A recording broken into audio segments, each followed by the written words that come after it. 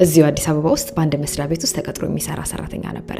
አንድ ቀን ከጓደኛው ጋር እየተጫወቱ ስለራሱ ጸሐፊ ጓደኛው የሚገርምህ ጸሐፊ እኔ ሳረፍድ ቀድማ ትፈርምልኛለች፣ የጻፍኩትን ታርምልኛለች፣ ባለጉዳዮችን ታነጋግርልኛለች፣ እንደ ፍቅረኛዬም በላት ትወደኛለች፣ ግን ደግሞ ትቀናለች፣ ግን በቃ ብሎ ስለራሱ ጸሐፊ ይነግረዋል።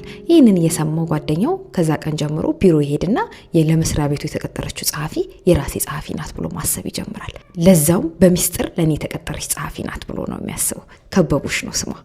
እውነተኛ ታሪክ ነው በነገራችን ላይ። ከዛን ቀን ጀምሮ እያንዳንዷን የከበቡሽን እንቅስቃሴ ማጥናት ጀመረ። አነጋገሯን፣ ድምጿን ከመከታተሉ ብዛት ፍቅር ያዘኝ ይላል። ታያችሁ እንግዲህ ለአንድ ትልቅ መስሪያ ቤት የተቀጠረች የሁሉንም መስሪያ ቤቱን ስራ አንድ ለምታደርግ ጸሐፊ ናት።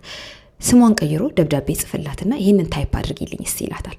ታረግለታለች። ሌላ ጊዜ ደግሞ ግጥም ይጽፍና ታይፕ አድርጊልኝ ይላታል። ታረግለታለች። መጀመሪያ እንደ ኮሊግ ነበር የምትተባበረው። ከዛ በጣም ሲያበዛው አላደርግም ማለት ትጀምራል። እሱ ደግሞ ውስጡ ለግሌ የተቀጠረች ናት ብሎ ስላመነ እንደ አለቃ አክት ማድረግ ይጀምራል ማለት ነው። ከዛ ልክ እምቢ ስትለው በቃ በሚስጥር ተቀጥራልኝ እኔ በአደባባይ ማዘዝ ስለጀመርኩኝ ኮዱን አበላሸህ ብላ እሱ ልትነግረኝ ፈልጋ ነው ብሎ ያስባል። አስቦ ብቻ አልተወም። ከዚህ በኋላ እያንዳንዱ እንቅስቃሴዋ በኮድ ለኔ መልእክት እያስተላለፈች ነው ብሎ ማሰብ ይጀምራል ማለት ነው። ይሄ ድሮ ጽሁፍ ተጽፎ በሚጠፋበት ነጩ ፍሉድ ነገሩ ምንድነው? አንዱን ብቻውን ካስቀመጠችው ውጪ አንድ ሴት ተጠብቃለችና ውጣና ሂድ ማለት ነው ብሎ ያስባል። ስለዚህ ከፈለገ ይወጣል፣ ካልፈለገ ደግሞ ዝም ብሎ ይቀመጣል። ሁለቱን ጎን ለጎን ስታደርጋቸው ደግሞ እኔ እናንተ አብረን እንሄዳለን ማለት ነው ብሎ ልክ እስክትጨርስ ጠብቆ ተከትሏት ይወጣና እሺ ሻይን ጠጣ ይላታል። ተናዳ እምቢ ትለዋለች። ሰዓቱን እኮ ማወቂያ ዘዴ ብታበጅልኝ ጥሩ ነበረ፣ በዚህ ሰዓት አይደለም ማለት ነው ብሎ ለእያንዳንዱ ነገር በማይንዱ ኤክስኪውዝ ይፈጥራል። የመጨረሻ እነዚህን የቀለም እቃዎች እየተከታተለ ሲያስቸግራት ጋዜጣ ትደርብበታለች። ጋዜጣ ስትደርብበት በሚስጥር ማለት ነው ብሎ ለእያንዳንዱ አክሽኗ፣ ለእያንዳንዱ እንቅስቃሴዋ ኮድ ይሰጣል ማለት ነው። ሻይን ጠጣ እያለ ሲያስቸግራት ስታኮርፈው በግልጽ ስላወራኋት ኮዱን አበላሻው፣ ስለዚህ ደብዳቤ ጽፌ ፍቅሬ ልንገራት ይልና 10 ገጽ ደብዳቤ ጽፎ ይሰጣታል። የዛ ጊዜ በጣም ትበሳጭና ከዚህ በኋላ እንዳታናግረኝ ትሏለች። መስሪያ ቤት ውስጥ ያለውን ኪዮስ አስቡት። አይምሮ እሱ እንደዛ ነው የሚሰራው። ይህ ሰው የስኪዞፍሬኒያ ተጠቂ ነበረ። አውግቸው ተረፈ ወይም ሂሩይ ሚናስ በሚባለው ስሙ ይታወቃል። አንድ ቀን ደግሞ ከበቡሽ ጥቁር በጥቁር ለብሳ ስራ ቦታ ትመጣለች። የዚህ መልእክት ጎረቤቴ አንዲት ባሏ የሞተባት ሴት አለ እና እሷን ቀድመህ ወዳጅ አድርግና ከዛ ከኔ ጋር ትሆናለህ ማለቷ ነው ብሎ ያስባል። እንዲህ እያለ ለእያንዳንዱ እንቅስቃሴ ትርጉም እየሰጠ በዛ ውስጥ ነበር የሚንቀሳቀሰው።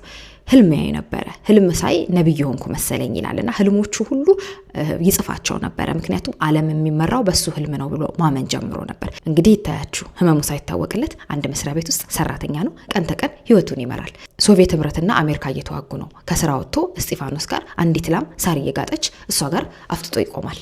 ምንድነው እየተዋጉ ነው ብሎ ስላሰበ እሱ ትክ ብሎ መመልከቱን ካቆመ ቀኞቹ ያጠቃሉ። ትክ ብሎ መመልከቱን ከቀጠለ ደግሞ ግራዎቹ ያጠቃሉ። እንደዚህ ብሎ ስለሚያምን ከ5 ሰዓት በላይ አንዲት ላም ሳር የምትግጥበት ቦታ ላይ አፍጥጦ ይጠብቅ ነበረ። እሱ ጎበዝ ጸሐፊ ስለነበረ ይህንን ሁሉ ሂደት በአጠቃላይ የሚያጋጥሙትን አጋጣሚዎች ህልሙንም ጭምር በማስታወሻ ይጽፍ ነበረ። ይህ ማስታወሻ ነው እንግዲህ ከአመታት በኋላ እሱ አማኑኤል ሆስፒታል ገብቶ ታክሞ ከዳነ በኋላ ለህትመት በቅቶ ለኛ ለማንበብ የደረሰው ማለት ነው።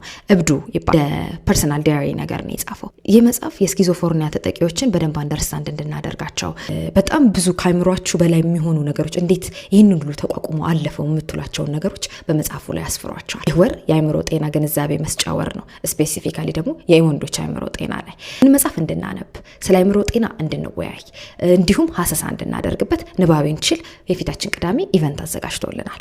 አርበን ሴንተር ነው ኢቨንት የተዘጋጀው። ሬጂስተር ማድረጊያው ሊንክ ከስር ኮሜንት ላይ ያስቀምጥላችኋለሁ።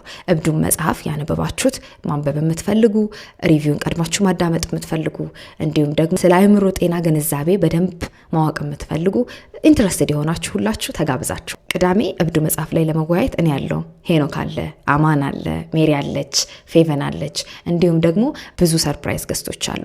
እብዱ መጽሐፍ ላይ እንወያይ፣ ስለ አእምሮ ጤና ግንዛቤ ለመፍጠር በደንብ እንሞክር። ቅዳሜ እንገናኝ። See you all.